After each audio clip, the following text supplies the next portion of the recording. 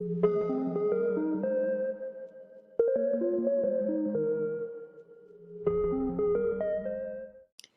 Everyone. Doctor Mumtaz educational plex में आप सभी का फिर से स्वागत है। मैं हूं डॉक्टर ममता राठी और मैं लेके आई हूं आपके लिए MCQ type questions and answers. ये हमारी सेकेंड सीरीज़ है rural development and agricultural business की। इसके पहले हमने फर्स्ट सीरीज़ देख ली है जिसमें हमने कुछ क्वेश्चंस देखे थे और उस साथ ही साथ उसके एक्सप्लेनेशंस भी हमने देखे थे। अगर आप उस सीरीज़ को देखना चाहते हैं तो डिस्क्रिप्शन बॉक्स में दी गई लिंक पर जाकर उस सीरीज़ को आप देख सकते हैं। आज की सीरीज़ में हम फिर से कुछ नए क्वेश्चंस लेंगे और उसके एक्सप्लेनेशंस के साथ हम उस क्वेश्चंस को सॉल्व करेंगे। तो rural development and agriculture business की सेकेंड सीरीज़ को हम शुरू करते हैं। हमारा क्वेश्चन है, तनवा project initiated in Andhra Pradesh, Tamil Nadu, Kerala, Maharashtra. तनवा प्रोजेक्ट किस सिटी में इनिशिएट किया गया था? तो वो है Tamil Nadu. Option B is the correct answer. तनवा stand for Tamil Nadu women in agriculture. इसका ये लॉन्ग फॉर्म है। So option B is the correct answer. Next question, operation flood started in 1945, 1956, 1970, 1960। Operation flood कब स्टार्ट हुआ था? ऑपरेशन फ्लड 1970 में start हुआ था। हमारी जो नेशनल डेयरी डेवलपमेंट बोर्ड है एनडीडीबी, उन्होंने ऑपरेशनल फ्लड 1970 में स्टार्ट किया था। So option C is the correct answer. Next question, non institutional sources of agricultural credits are traders, regional banks, commercial banks, NABARD. Agricultural credit के non institutional sources कौन से होते हैं? तो वो होते हैं ट्रेडर्स, जो कि मनी लेंडर्स होते हैं हमारी। तो option A is the correct answer. Traditionally जो कुछ भी ज़्यादातर क्रेडिट नीड्स होती थी हमारी फार्मर्स की, वो कैटर्ड की जाती थी ट्रेडर्स या फिर मनी लेंडर्स के सोर्सेस से। So option A is the correct answer. Next question, NABARD stands for, NABARD का फुल फॉर्म क्या है?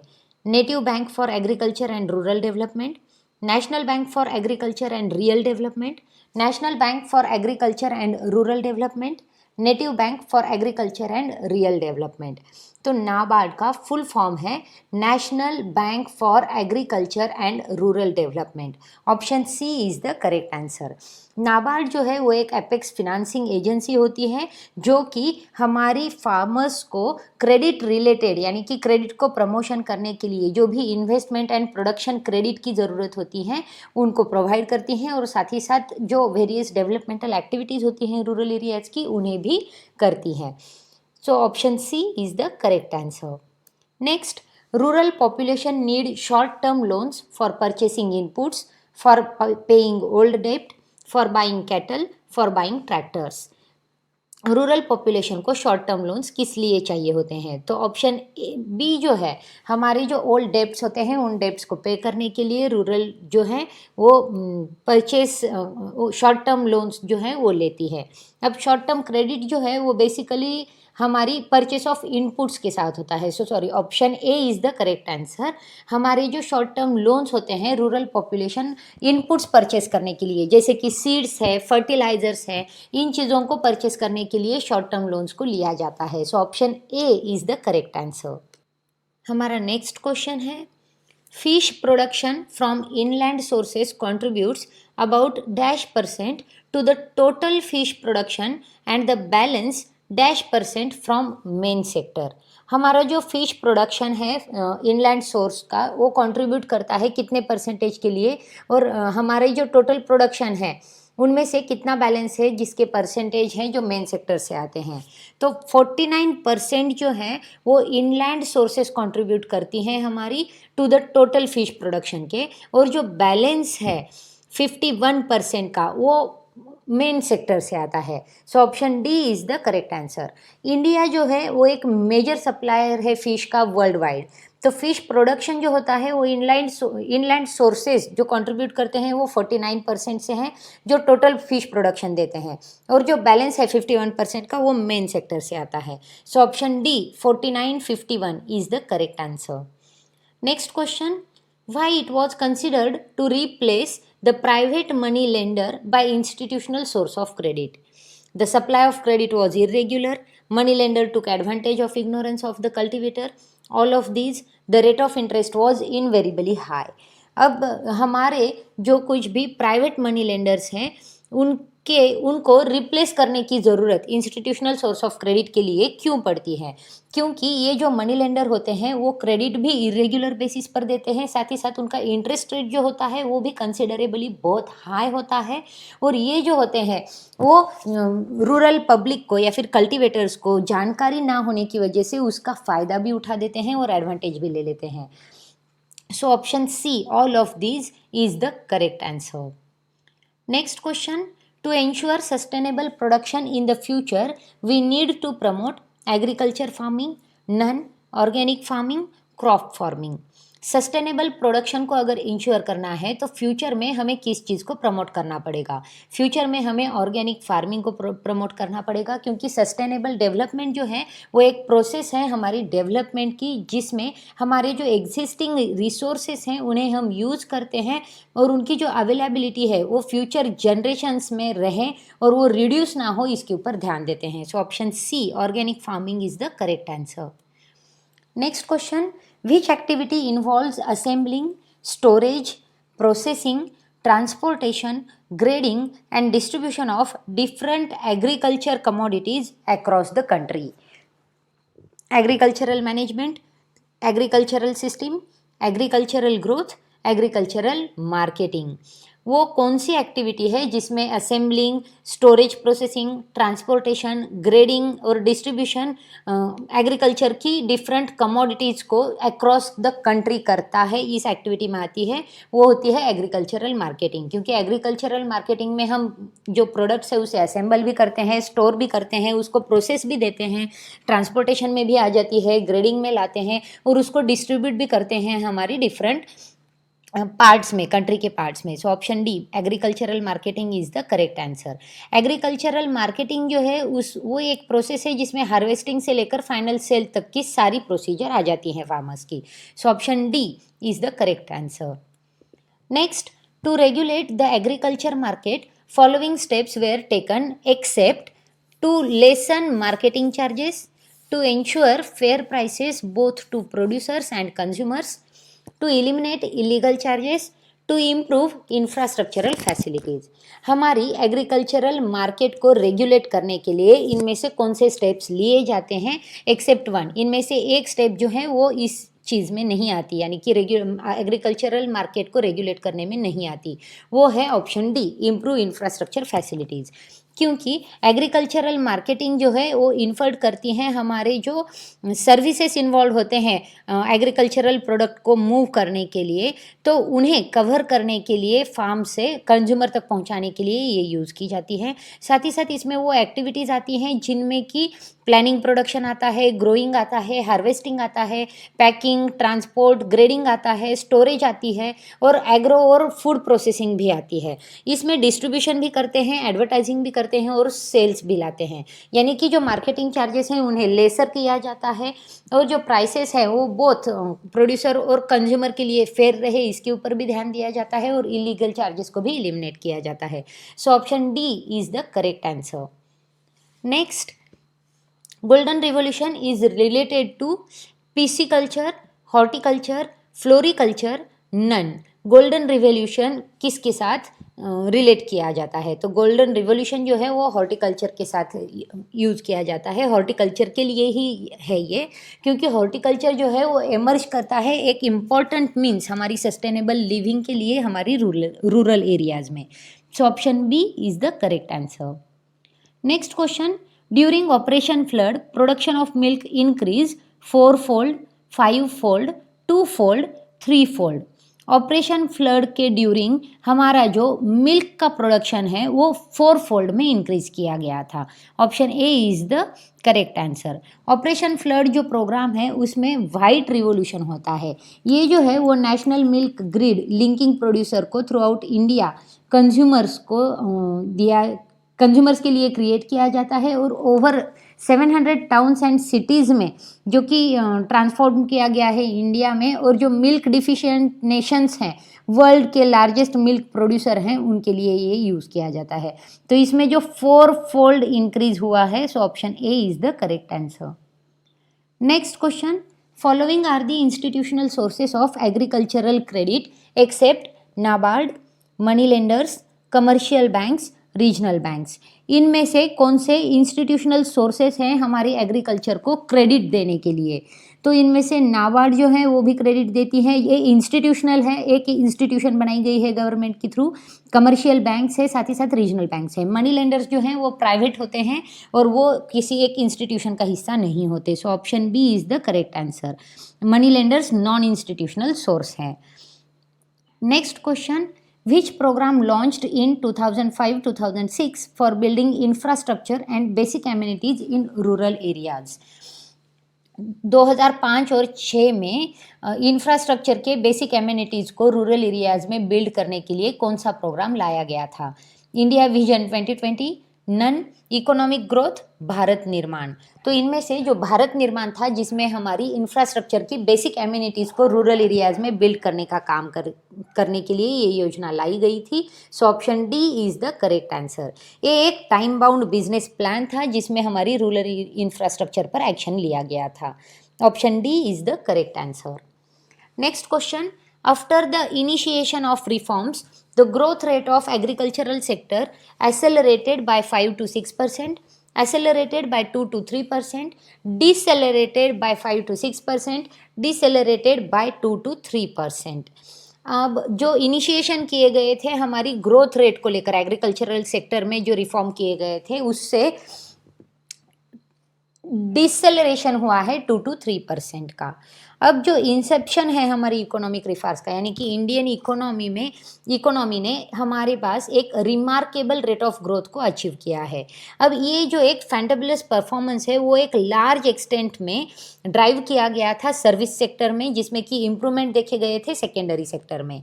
अब ये जो ग्रोथ प्रोसेस है वो बाईपास की गई थी एग्रीकल्चरल सेक्टर के साथ, और जिसने एक शार्प डिसेलरेशन ग्रोथ रेट में दिखाया गया था, जो कि 3.62% था ड्यूरिंग 1984-85 में, 1.97% था 1995-96 में, और 1995-96 2004-5 में वो ज़्यादा डिसेलरेट हुआ था। So option D is the correct answer. Next question, development of rural marketing relates to transportation, storage, regulated market, all of these. Rural marketing के डेवलपमेंट में कौन सी चीज़ें आती हैं? तो ट्रांसपोर्टेशन भी आता है, स्टोरेज भी आता है, रेगुलेटेड मार्केट भी आता है। So option D, all of these is the correct answer.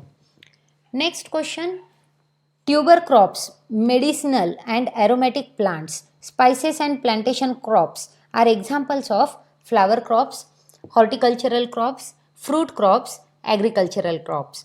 Tuber crops होते हैं या फिर मेडिसिनल या फिर एरोमेटिक जो प्लांट्स होते हैं, स्पाइसेस जो होते हैं या फिर प्लांटेशन क्रॉप्स जो होते हैं, वो किस चीज़ का एग्जाम्पल है? तो ये आते हैं सारे हॉर्टिकल्चरल क्रॉप्स में। हॉर्टिकल्चर जो है एक ब्रांच है एग्रीकल्चर की जो बेस डील करती है आर्ट, साइंस और टेक्नोलॉजी में। इसमें जो बिजनेस होता है वो प्लांट को ग्रो करने का काम करता है, ये प्लांट की स्टडी भी करता है। साथ ही साथ इसमें जो मेडिसिनल प्लांट होते हैं जिसमें फ्रूट्स या वेजिटेबल्स, सीड्स या हर्ब्स को बनाना, स्प्राउट्स को बनाना, मशरूम्स को बनाने का या फिर उन्हें कल्टीवेट करने का भी काम करती हैं। साथ ही साथ एल्गे है, फ्लावर है, सीवीड्स है, नॉन फूड क्रॉप्स है जैसे कि ग्रास, ऑर्नामेंटल ट्रीज, प्लांट्स है, इन्हें बनाने का भी काम करती हैं और इनके ऊपर स्टडी भी करती हैं। So horticultural crops, option B is the correct answer. Next question, dash is built up in the years of surplus production and is used during shortage. None, minimum support price, public distribution system, buffer stock. अब इनमें से क्या है जो buildup करती है हमारी surplus production की ईयर्स को, जो कि यूज़ की जाती है ड्यूरिंग शॉर्टेजेस में? वो होता है बफर स्टॉक, क्योंकि ये जो स्टॉक्स है वो यूज़ किए जाते हैं पीडीएस के थ्रू, पुअरेस्ट सेक्शन जो होते हैं हमारी सोसाइटी के उसमें, जिससे कि हम इजी एक्सेस इन चीज़ों पर ला सके। So option D, buffer stock is the correct answer.